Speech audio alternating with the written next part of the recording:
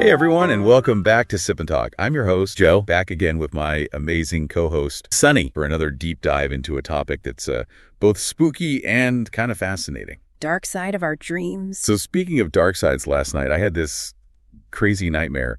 I was being chased by this giant, huge thing with glowing red eyes, and it was trying to steal my coffee. Only you could have a nightmare about a caffeine-crazed squirrel. Mine are usually about missing flights or showing up to work in my pajamas. But it got me thinking, why do we even have nightmares? Are they just random glitches in our brains, or is there something more to them? That's exactly what we're going to try to unpack today. We've got research articles, all sorts of interesting stuff about nightmares, and we're going to figure out if these things are frenemies or just straight up foes. What is the point of these nocturnal terror shows? Right. One thing that I find really fascinating is how psychology views nightmares. They see them as emotional mirrors, reflecting our deepest fears and anxieties. Stuff we might not even realize during the day can pop up in our dreams in the most bizarre ways. So that giant squirrel might actually represent my fear of running out of coffee. Okay. Maybe that's a stretch. But seriously, if nightmares are tied to our emotions, does that mean they can tell us something about our personality? Well, there's this study that found a link between frequent nightmares and something called neuroticism. It basically suggests that people who are more anxious, self-conscious, or emotionally reactive are also more prone to nightmares. Hold on, are you saying if I have a lot of nightmares, I might be a little high-strung? Not necessarily. It's more nuanced than that. But it shows how closely nightmares are connected to our emotions. The study found that specific traits like vulnerability and self-consciousness were especially linked to nightmares. So maybe it comes from a heightened sensitivity to threats or just a tendency to dwell on negative thoughts. So it's not just about being a scaredy cat.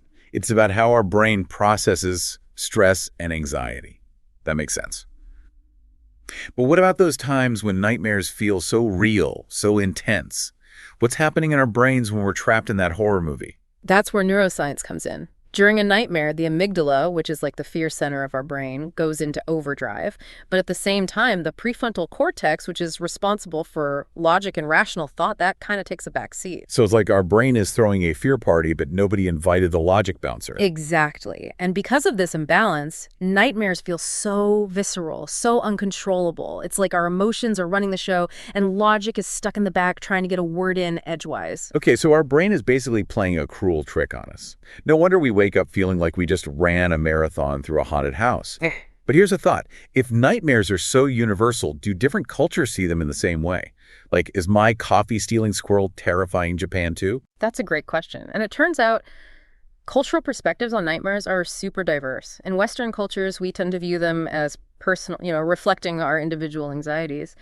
But in some Eastern cultures, like Buddhism, nightmares are seen as projections of the mind, not necessarily personal, but reflections of our mental state, or even glimpses into a larger interconnected reality. Whoa. So it's not just about what's going on in our individual lives. It could be tapping into something much bigger.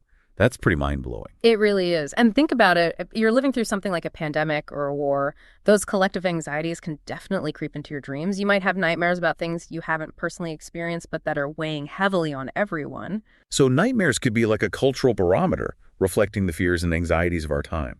That's super interesting. But let's get back to the main event, the nightmare debate. Friend or foe? Are they just a nuisance, or could there actually be some hidden benefits to these nighttime terrors?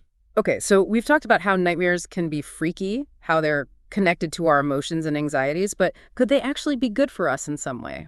That's where things get interesting. Some researchers think that nightmares could be our brain's way of processing tough emotions, or maybe even past trauma.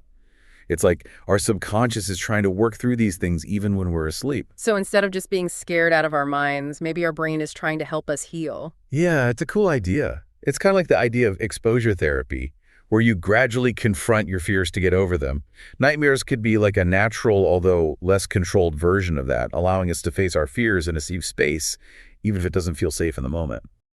I'm starting to see a tiny bit of hope here, but let's face it, nightmares can mess with us big time. I mean, who can function after being chased by a giant spider, or in my case, a coffee-stealing squirrel all night? Definitely. Sleep disruption is a major downside.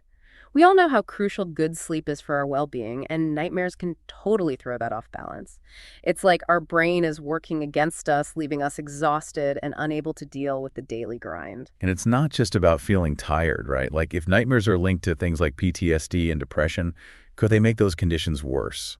That's a good point. For some people, nightmares can be so frequent and intense that they really affect their daily life. Yeah. They can be tough to focus, to be present when you're carrying around those disturbing images from your dreams. In these cases, it's important to get help from a professional. So we've got this weird paradox. Nightmares might help us process difficult emotions, but they can also really mess with our sleep and even hurt our mental health. How do we make sense of that?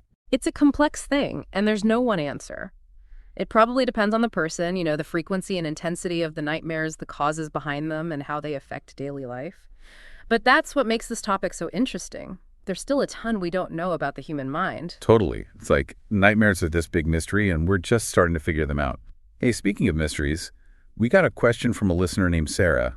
She asks, is it true that certain foods before bed can trigger nightmares? That's a common thought. And while there's no hard proof about specific foods causing nightmares, a heavy meal close to bedtime can mess up your sleep, which can lead to more vivid dreams, including nightmares.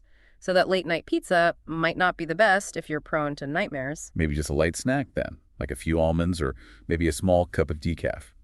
But we've got another listener question. This one's from David, who wants to know, what's the most common nightmare theme? Like, what are the nightmares that haunt most of us? Well, research shows that some of the most common themes are being chased. Teeth falling out, being paralyzed, or showing up unprepared for a test or presentation. The test-taking one. I haven't been in school for years, and I still have nightmares about showing up for a test without studying. It's like my brain is stuck in high school. It's crazy how those old anxieties can stick with us, even in our subconscious.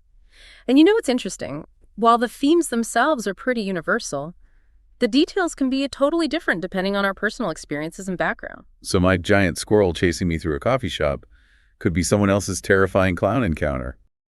Okay, let's get personal for a sec. Have you ever had a nightmare that stuck with you, one you can still remember vividly? Yeah. Yeah. Definitely. More than one, actually. But one that comes to mind is when I was a kid, I used to have this recurring dream about being lost in a huge maze. I would run and run, but I could never find my way out. It was terrifying. Wow. That sounds intense. Do you have any idea what might have triggered that? Yeah, I think it was connected to feeling overwhelmed and lost at that time in my life. Like I didn't have any control over what was happening around me. And the maze kind of symbolized that feeling of being trapped. It's amazing how dreams can tap into those deep emotions even when we don't realize it. I've always been fascinated by nightmares myself. Even though they scare me, it's like they give us this glimpse into this hidden world inside our minds. I agree. Nightmares, as unsettling as they can be, offer valuable insights into how we tick. They're like puzzles waiting to be solved, challenging us to look deeper inside ourselves and face the things that scare us, both literally and figuratively. So what can people do if these nightmares are seriously messing with their sleep and mental health? Are there any practical steps to manage these nighttime terrors? So we've talked about how nightmares can reflect those deep fears, how they might actually help us work through tough emotions, and even how they can differ across cultures. It's like peeking into that secret code of our subconscious. Exactly. But let's get practical. What can we actually do to fight back against these sleep-stealing monsters? I mean, I love a good mystery, but I'd rather not star in a horror film every night.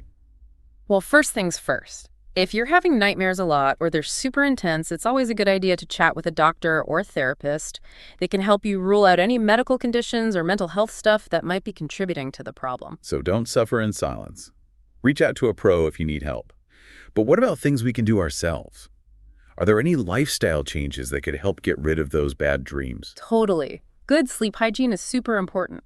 Having a regular sleep schedule, creating a relaxing bedtime routine, and avoiding caffeine and alcohol before bed can make a huge difference. It's like setting the stage for a peaceful night's sleep. Yeah, I know those are the basics, but honestly, I'm so guilty of scrolling on my phone in bed. Maybe I should try reading a book instead. Yeah. What if you're lying there and your mind is already racing with those scary what-ifs? Any tips for calming the pre-nightmare jitters? For sure. Relaxation techniques like deep breathing or meditation can really help calm your mind and reduce anxiety before you sleep. You could also try visualization, like imagining yourself in a safe and peaceful place. It's like mentally replacing those scary images with something happy. I like that. It's like swapping the horror movie for a feel-good comedy. But what about that old trick of writing down your nightmares? Does that actually work? It can be surprisingly helpful. It's a way of processing those emotions and getting them out of your head, like transferring them from your brain to the paper. You can even try rewriting the nightmare, changing the ending to something positive or empowering. It's like taking control of the story and making it a hero's journey. That's awesome. It's like we have more power over our dreams than we think. And, sometimes just talking about a nightmare with someone you trust can help make it feel less scary. Sharing those thoughts can make them less overwhelming. Absolutely. It's like you're sharing the burden and getting a fresh perspective. You might realize that your nightmare, even though it was scary to you, is actually pretty common or even kind of funny. And laughter is the best medicine, even for nightmares. So we've got a whole bunch of tools here. Professional help, lifestyle changes, relaxation techniques, and even rewriting our nightmare scripts. It's good to know that we're not totally helpless against these nighttime terrors. Definitely not. We have ways to fight back. And by learning about the science behind nightmares, the psychology, and even how different cultures see them, we can start to see them in a new light. Not just as scary stories, but as chances to grow and understand ourselves better. I love that. Well, I think we've covered a ton of ground here. But before we wrap up this deep dive into nightmares, I want to give a shout out to our buddy Micky and his YouTube channel, Mickytolife, which has actually become more of a music channel lately. Yeah, Micky's been a huge supporter of Sip&Talk, and we're big fans of his work. He's got some amazing travel vlogs that'll make you want to book a flight right now. Yeah. And his whiskey reviews are the best. Even though he's focused on music now with some awesome chill beats and soulful tunes, we definitely recommend checking out his older videos. You won't regret it. You can find a link to his channel in the episode description. Show him some love. Sip and Talk fam. All right, folks, that's it for this episode of Sip and Talk. We hope you enjoyed our deep dive into the world of nightmares. Remember, they're a normal part of life. Don't be afraid to explore those nightmares, learn from them, and hey, maybe even find some inspiration along the way. Sweet dreams, everyone.